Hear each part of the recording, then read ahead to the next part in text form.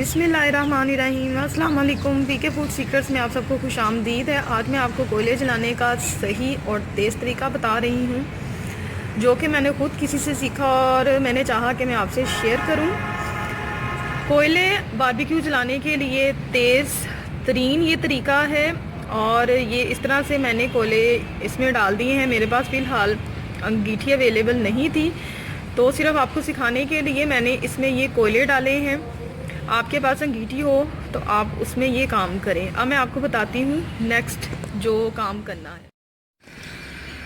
इस तरह से मैंने कोयला लिया है और उसको मैंने चूल्हे पे जलाने के लिए रख दिया है। अब ये जलेगा तो फिर मैं आपको बताऊँगी कि नेक्स्ट क्या करना है।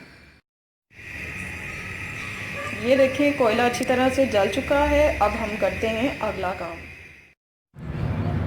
ये देखिए, कोयले को मैंने इस तरह कोयलों के दरमियान रख दिया है, जले हुए कोयले को, और ये है वो चीज़ जिसके साथ आग लगेगी बहुत ज़्यादा तेज़। ये है ड्रायर, ये देख लें, ये हेयर ड्रायर है, बाल सुखाने वाली मशीन जो कि हर घर में मौजूद होती है। इसको अब मैं स्टार्ट करूँगी। बिस्मिल्लाह।